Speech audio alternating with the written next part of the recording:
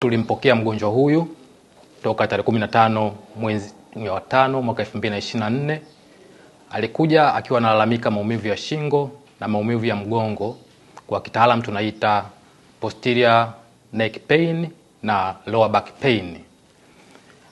Kwa kawaida mgonjwa akiwa na matatizo ya maumivu kwenye shingo na maumivu ya kwenye mgongo, kama daktari ni lazima uulize associated complaint, yani vitu ambavyo vinaambatana na ugonjwa huo.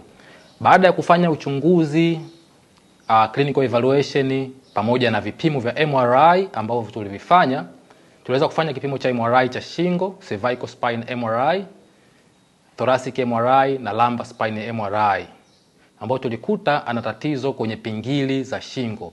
Matibabu ya matatizo haya ambayo kwa kitaalamu kwa ujumla tunaita degenerative spine disease, mara nyingi yana involve vitu vitatu vikubwa. Kitu cha kwanza, tunaanza na lifestyle modification, tunakuja dawa, tunakuja mazoezi, alafu kuna option ya kufanya upasuaji. Baada ya kumwanzishia matibabu, tulimwanzishia matibabu ya mazoezi tiba na dawa. Hatua ilikuwa inayofuata ilikuwa ni kumfanyia upasuaji, ambao tungekuwa tunaanza na upasuaji wa shingo.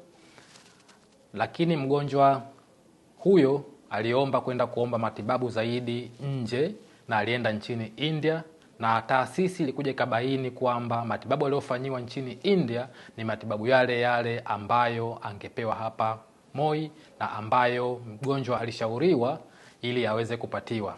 Hivyo basi tunaomba jamii na Watanzania kwa ujumla waweze kupuuza upotoshaji wote unaoendelea katika mitandao ya kijamii, especially kuhusu matatizo ya ubongo, mgongo na mishipa ya fahamu na vipimo ambavyo vinaweza vikafanyika kwenye magonjwa hayo.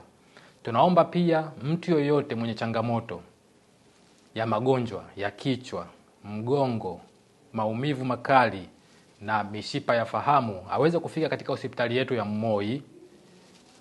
Kuna madaktari wa kutosha, kuna wataalamu wa kutosha ambao wataweza kupewa huduma sahihi ambazo zinapatikana hapa nchini Tanzania.